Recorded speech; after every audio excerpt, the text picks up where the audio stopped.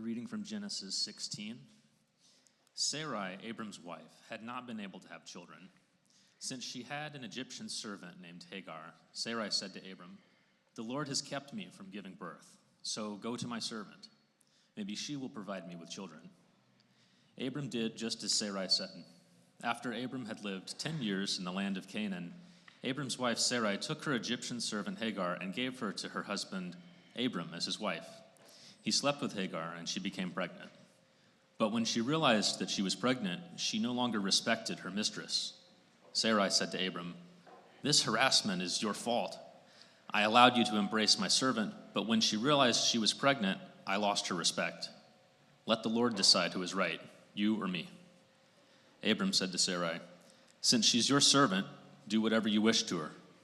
So Sarai treated her harshly, and she ran away from Sarai. The Lord's messenger found Hagar at a spring in the desert, the spring on the road to Shur, and said, "Hagar, Sarai's servant, where did you come from, and where are you going?" She said, "From Sarai, my mistress. I'm running away." The Lord's messenger said to her, "Go back to your mistress. Put up with her harsh treatment of you." The Lord's messenger also said to her, "I will give you many children, so many they can't be counted." The Lord's messenger said to her, "You are now pregnant and will give birth to a son. You will name him Ishmael, because the Lord has heard about your harsh treatment. He will be a wild mule of a man. He'll fight everyone, and they will fight him. He will live at odds with all of his relatives." Hagar named the Lord who spoke to her, "You are El Roi," because she said, "Can I still see after he saw me?" Therefore, that well is called Bir Lahai Roi. It's the well between Kadesh and Bered. Hagar gave birth to a son for Abram, and Abram named him Ishmael. Abram was 86 years old when Hagar gave birth to Ishmael for Abram. Can we all give Andrew a round of applause for nailing Bir Lahai Roi? Oh my gosh, that is excellent right there. That is spectacular. So some of you may be familiar with this story. It's not, I should say it's pretty common within the way in which we talk about Abraham. And what Dr. Williams does is, again, interpret it from a different perspective. Now, Deloras Williams was a black woman born and raised in Kentucky, so she grew up in the 40s and 50s. Being raised in Kentucky, she experienced racial violence. Personally, she saw domestic violence in her own household. And she writes in her book that this was something that was fairly common for many young women in her community. And what she said is that often that the older women who had been able to survive and keep their families together would talk about the way in which they were called as black women to make a way out of no way. And that is why that expression continues to ring true to so many in that community today. And so this is what she sought to do for herself. She sought to indeed make a way out of no way. She made her way out of rural Kentucky into college. She then attended Union Theological Seminary in New York for her master's and her PhD. She was one of the first women to get a PhD in systematic theology in America. Her first monograph, Sisters in the Wilderness, was published in 1993, and it was kind of a compilation of several essays she had written, already kind of building a framework for this new emerging field called womanist theology. Now, womanist theology emerged as a consequence of both racism and patriarchy. And in this sense, womanism emerged kind of separate from feminism, or one might say complementary to feminism, because more often than not, as black women were engaging in these movements of liberation for women, they found that the white women in the communities could not or were not able to understand the ways in which racism shaped their lives and made their struggle somewhat different than themselves. And similarly, in the liberation theology movement, the black men and other men of color in that community could not quite understand how gender and sexuality made their struggle for freedom somewhat different than the women in their community.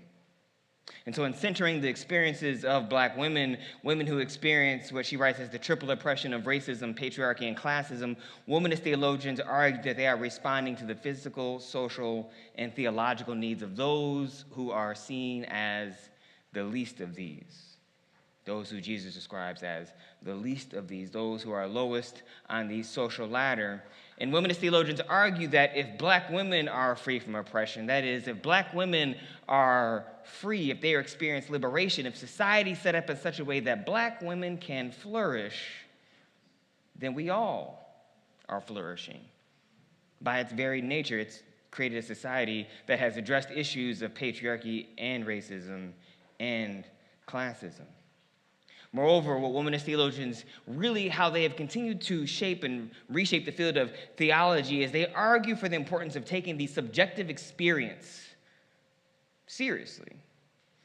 So before a lot of these women would write, a lot of the theologians, a lot of the male theologians would write and do scholarship about God from this sort of like kind of quote unquote objective place. They would say, well, objectively speaking, this is what God would be thinking here or what God would be doing there. And what they successfully argued is that more often than not, objective is always framed from the perspective of the dominant culture. And if we believe God to be a God of love and God to be a God of liberation, God would be concerned about the subjective experience of people. And this is why the Hagar story has been so influential in womanist theology, why Hagar has been so important for womanist theologians, because the story is about the subjective experience of an Egyptian woman who is trying to navigate the conditions of her life that she did not create. But yet she has to figure out how to navigate and live within. Hagar wants nothing more than freedom and flourishing, just like we all would, and yet she finds herself caught up trying to figure out how to make a way out of no way. So as we read in the story, Hagar is the servant of Sarai. And because she is the servant, and because Sarai and Abram are struggling to conceive a child, they're struggling with infertility, Sarai gives Hagar to Abram so they can conceive a child. And I want to just take just a quick pause here because we're talking about this from the perspective of women. I always find it so, I don't say fascinating, but interesting that when you read in the Bible and they're talking about infertility, it's always framed as though it is the woman. And we know through modern science that's not the case. So I invite you to do something I do, is I always imagine it is the man's fault. Because there's no reason not to. Just to switch it up. Just to switch it up. I'm always like, something's going on with him. And really what it does, quite honestly, what it does for me, because fertility and being able to have a child is so important, not only in ancient culture, but also today, it reframes it such that there isn't this immense pressure that's just merely placed on women, all right, when it comes to having a child, that also this is a burden that should be bared equally. Now, part of the reason why, or I would say the entire reason why Sarai does this to Hagar is because according to the customs and laws that they followed, any child that Hagar would conceive would technically belong to Sarai. Sarai could claim that child as her own and therefore be fulfilling her obligation to give Abram a child, and particularly give Abram a son. Now, what we see in the story as it unfolds is that Hagar's pregnancy bears tension between her and Sarai. Now, historically, this part of the story has been interpreted to suggest that the conflict between Sarai and Hagar arose because Hagar began to feel as though she could take Sarai's place as Abram's wife because she was producing his offspring. That's the way most people have been taught the story, if you've been taught it at all, is that the tension is that Sarai thinks she can, or that Hagar thinks she can replace Sarai in this story. However, what Williams writes in Sisters in the Wilderness is that this interpretation doesn't take seriously Hagar's intelligence regarding the rules and customs of the ancient Near East. These rules and customs were not at all that different from those Hagar would have known during her time growing up in Egypt. She would have known that the law prescribed strict punishments for slaves who tried to put themselves on equal footing with the wife. So the jealous woman interpretation that a patriarchal gaze might give to the story is one that is fairly unlikely. However, if we take a closer look at the word used in Genesis 16 to describe Hagar and Sarai's relationship, the Hebrew word is Sepha, which roughly translates to a virgin-dependent maid, right? So it's a virgin-dependent maid, and we know that she was dependent upon the mistress of the house. And so this means that Hagar was a virgin prior to the time she was forced to have sex with Abram. Now, it's also important to note that during this time in human history that female slaves often were rented out. They were rented out as concubines to their masters or by their masters. And the fact that Sarai hadn't let this happen says something about the ways in which Sarai viewed and looked at Hagar prior to this. And what Deloras Williams suggests is that when we consider this part of the story, we might surmise that because of her Egyptian heritage and her protection against sexual violence by Sarai, Hagar had a higher status among other female slaves. So if we think about it from this perspective, rather than jealousy between Hagar and Sarai being the cause of their strife, perhaps Hagar's anger was rooted in a loss of pride and status due to Sarai's betrayal. Perhaps she was frustrated that she felt as though she had been betrayed, that she had lost her autonomy, that she didn't have a choice whether or not she wanted to have sex with Abram. To be sure, both Sarai and Hagar are both concerned about a loss of status.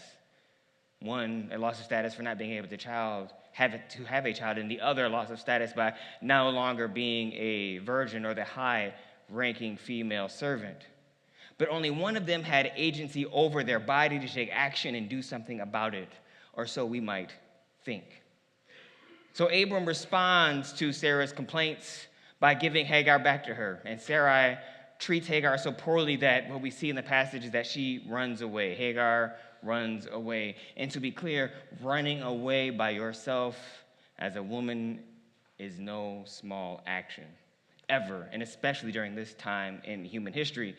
Indeed, Hagar becomes the first woman in the Bible to liberate herself from oppressive power structures. She literally escapes from slavery.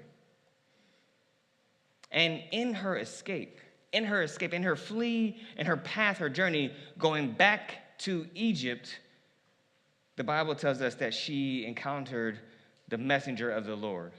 Now, biblical scholars would agree that in Genesis especially, but probably in most of the Pentateuch, when we see the phrase messenger of the Lord, we can recognize there isn't really a distinction between that phrase and God's self.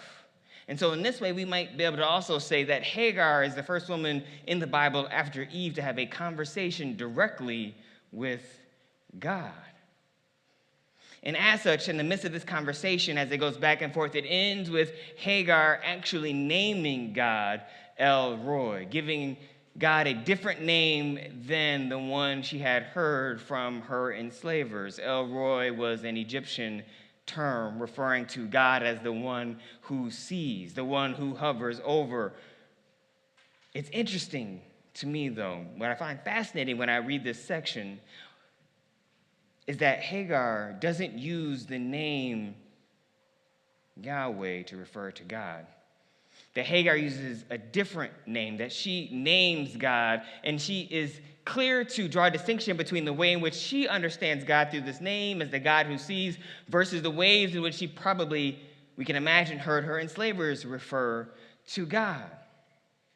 You see, there's a history of people who use religious themes and religious ideologies to normalize abuse.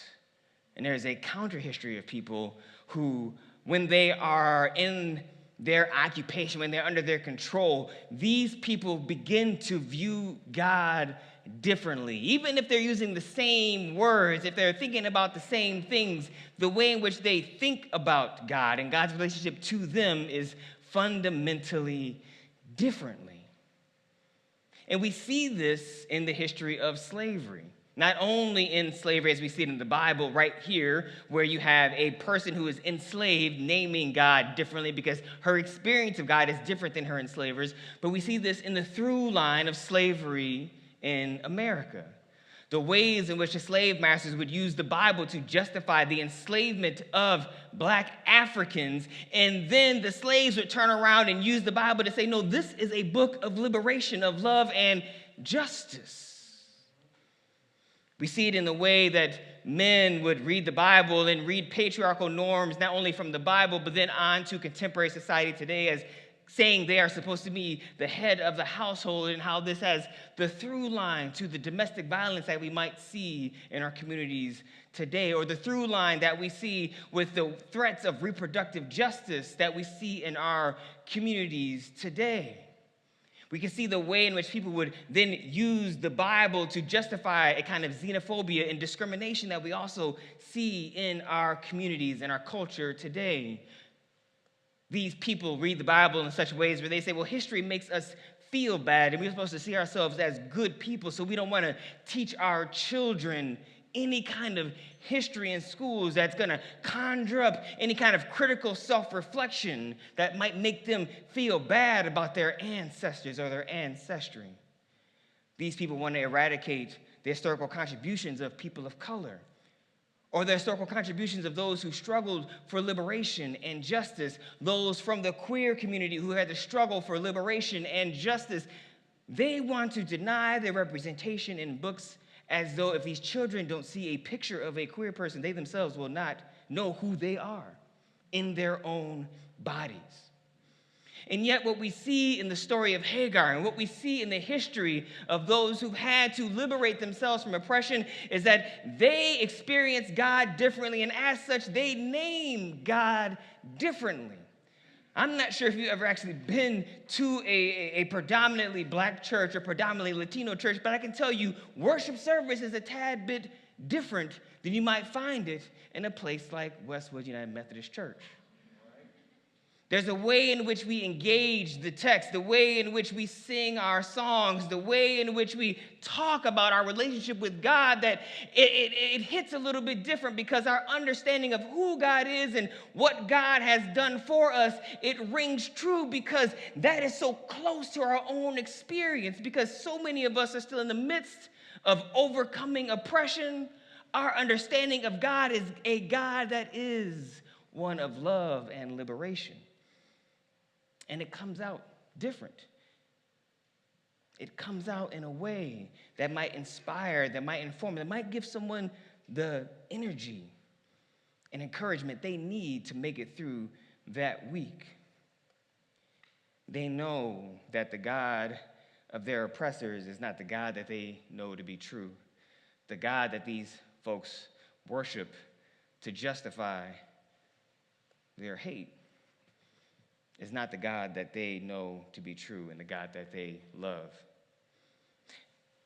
And so before we move on, I want us to spend a few minutes actually thinking about this dichotomy, because I think it's really important, given what we're going through right now, to think critically about how we will distinguish between the kind of religion we want to practice and the kind of religion we believe in, the God we want to follow, versus the God that others may be trying to prop up to use to justify their own harm to other communities.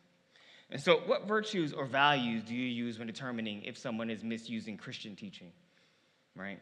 What comes up for you? What things are important for you to say, this is how I know this teaching to be in alignment with my understanding of Christianity? And what is significant about that virtue or value for you? Why is that particular virtue important for you? Let's spend a few minutes in conversation with this before we build on this and move on with worship.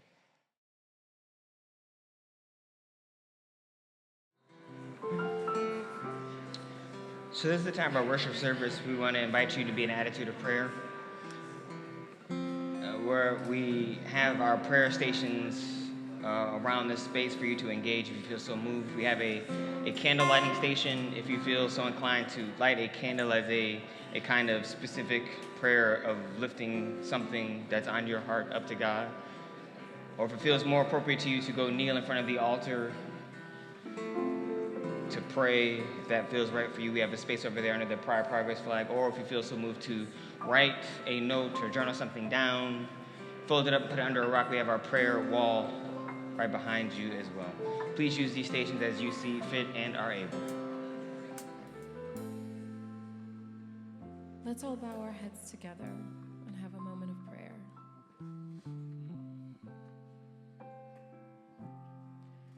Gracious God, our fear of the unknown can sometimes keep us from moving at all. Help us to settle our minds when we don't know all the things that we wish we did. Protect our minds when anxious thoughts about the future refuse to leave us alone.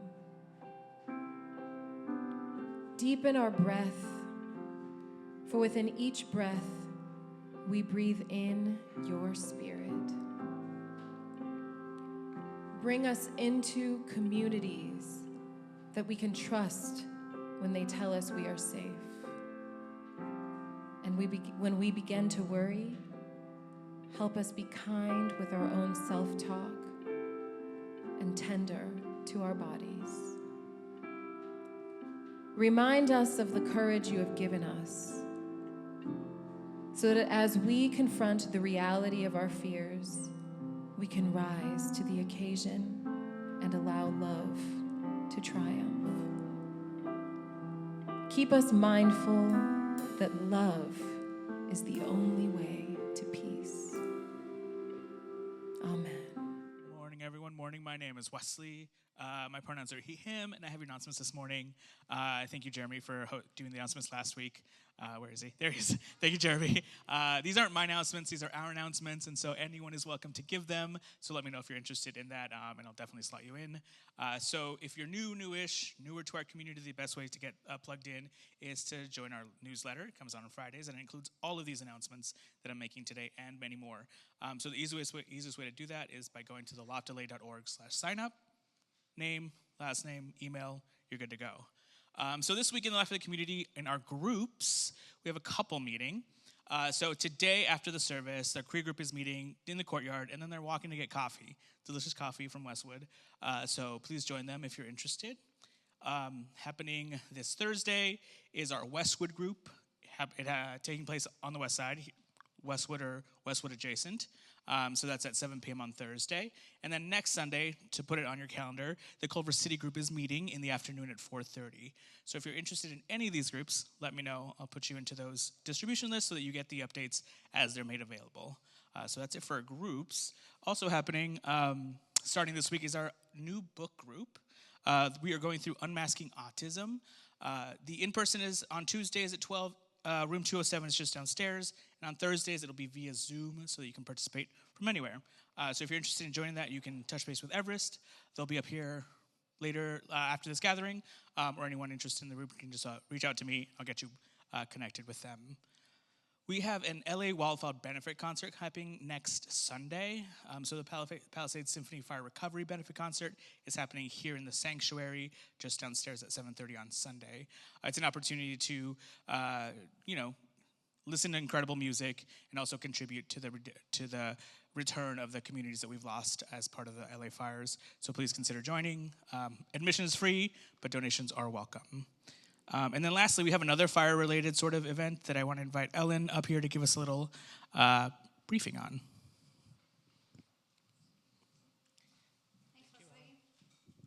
Good morning. My name is Ellen Evans-Agee, and I'm one of the lay leaders here at Westwood.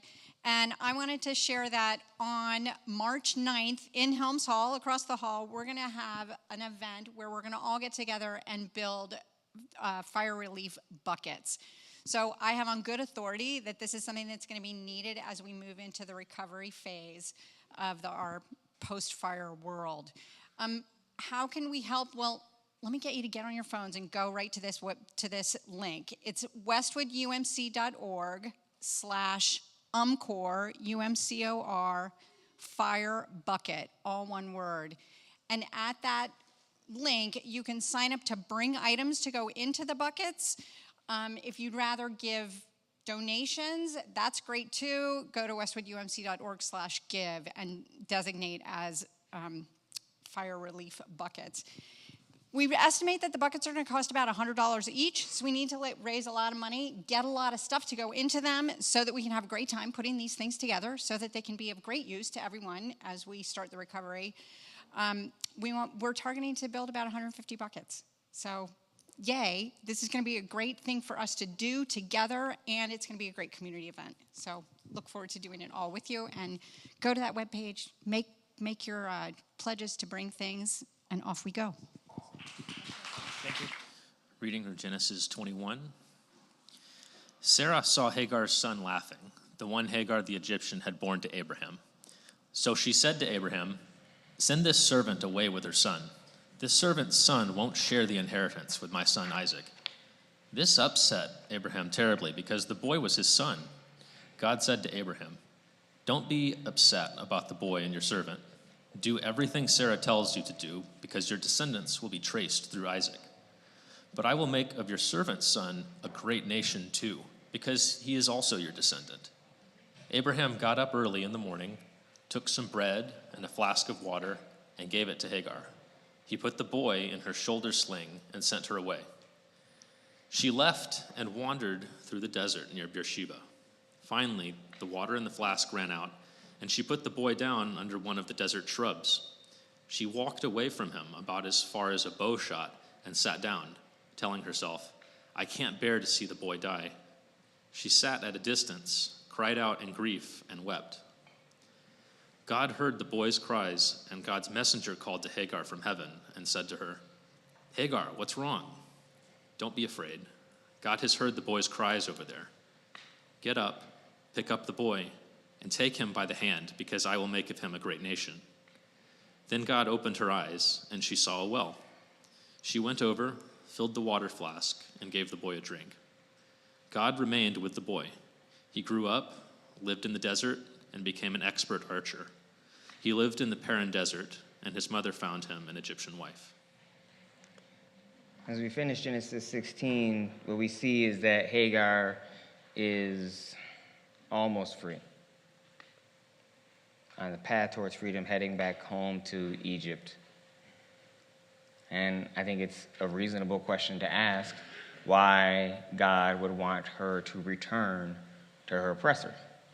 Why would God encourage her to go back to where God knew she would experience suffering? Williams suggests in her book that Hagar's survival, is perhaps the only realistic reason why this could have been suggested.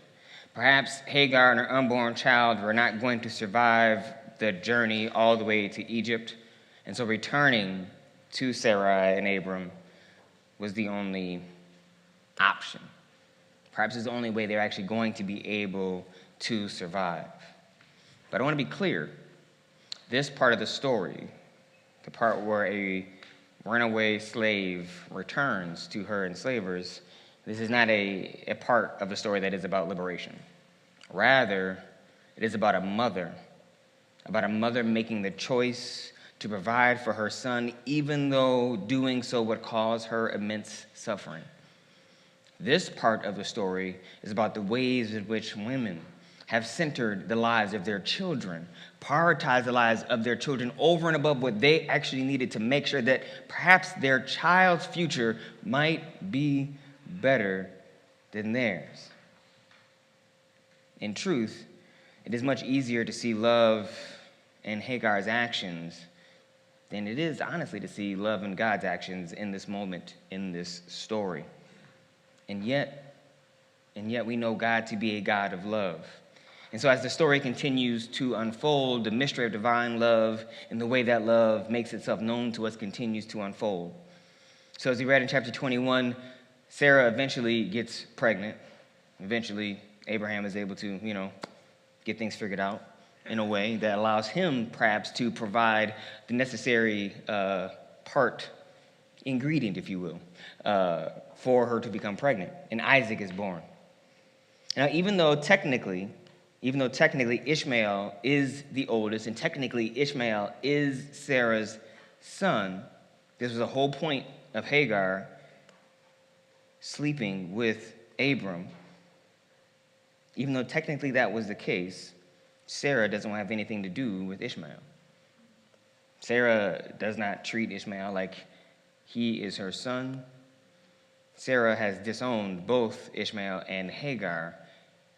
And I can imagine that both Ishmael and Hagar feel as though, what was all this for?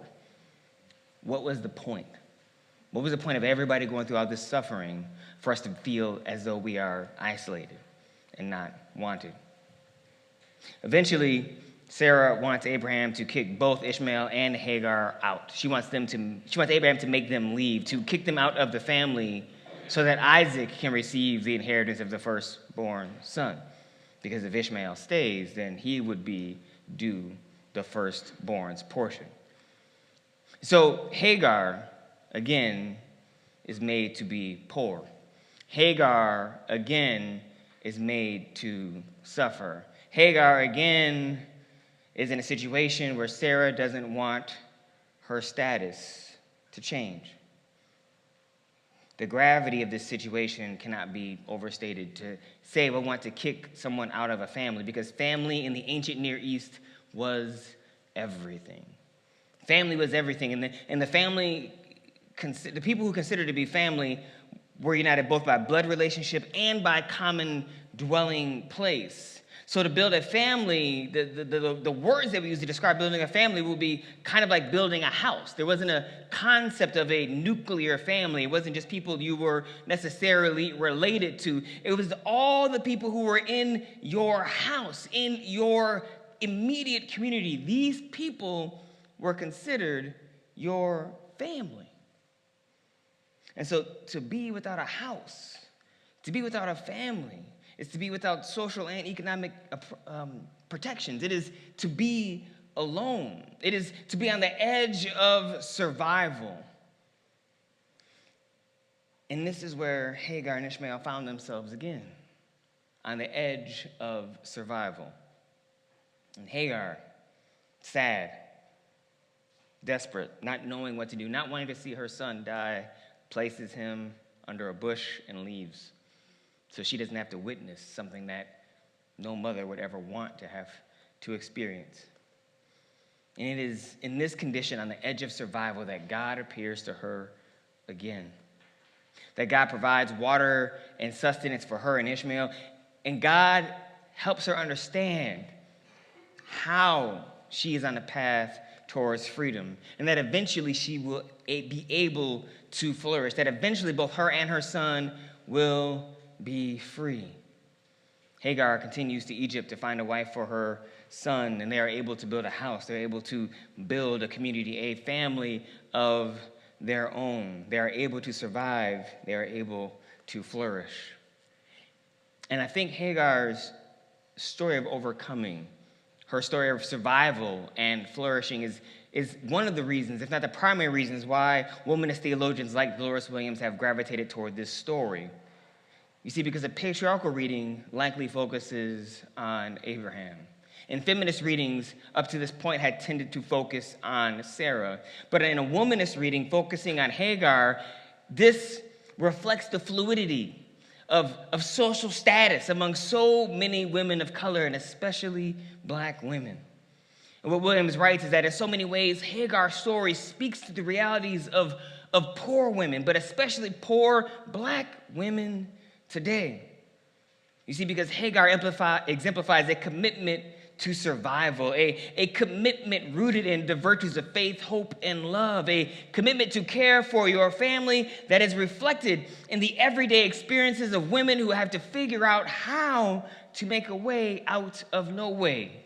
Women who have to figure out how they're going to survive, how they might have to suffer for themselves for the sake of their children. In Hagar's story, we see that even those whom society has deemed the least of these are not forgotten or forsaken by God. What Hagar's story reveals to us is that rather than being a part of the story that uses religious beliefs and practices to cause harm, that as people of faith who want to be on the right side of history, we ought to align ourselves rather with the liberating love that we see in God, and the ways in which God continues to move Hagar towards freedom, the way that God continues to usher Hagar into a life of love and life of justice, a life of collective flourishing.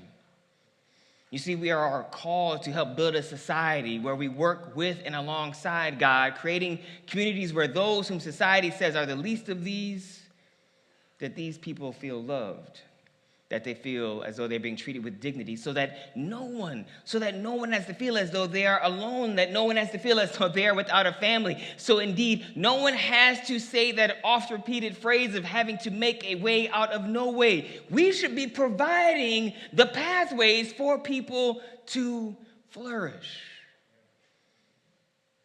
You see, if Hagar, who enters the story suffering from the triple oppressions of race, gender, and class, if Hagar is given justice, then we can be sure that God grants justice to all.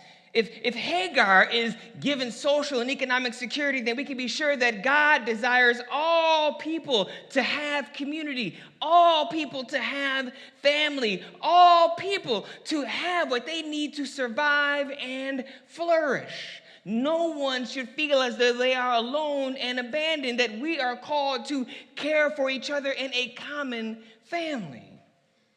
If Hagar, a single mother, is given what she needs to care for her son, then we can be sure that God desires all children to have what they need to survive and flourish.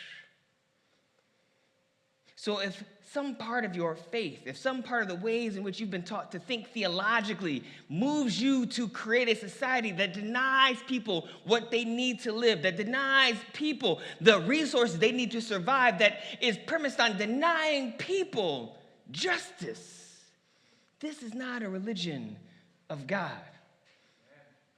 This is not a religion that reflects the God that we see in this text. Rather, it is the religion of the oppressor, the religion of those who think they have the right to have power over others, rather than the religion that we see exemplified in this story through the perspective of Hagar. A religion, a way of relating to God that moves people towards collective flourishing and freedom. And so what we see in this story is that we must practice a faith. We must practice our religion in ways that takes bodies seriously, real bodies seriously, so that all of us, in our various ways in which we enter the world, the various ways in which God has created all of us as individuals, that we are able to be seen, to be loved, to be counted on, and to be a part of a community. And so I'd love for us to think about it as we wrap up today. Let's think about the story of Abraham and Sarah and what we might glean from paying attention to the story through Hagar's perspective, right?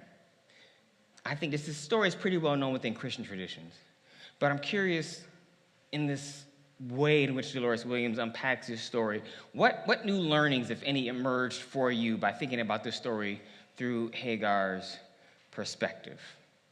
What is resonating with you right now as you reframed this pretty important story in the history of Abraham and Sarah, paying specific attention to the ways in which God interacts with Hagar and the ways in which we are called to learn from her in this story? Let's spend a few minutes in conversation before we close up with worship.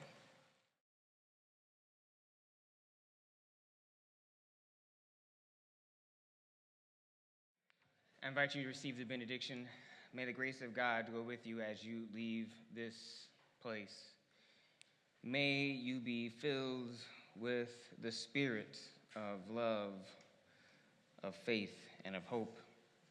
May you find in yourself the strength that we see in Jesus, the strength that we see reflected in Hagar, the strength to drive yourself towards freedom, the strength to drive yourself to move your family, to do what you must do to find yourself and place yourself in the positions of freedom. And let all of God's people say, amen. Amen. I'll see y'all next week.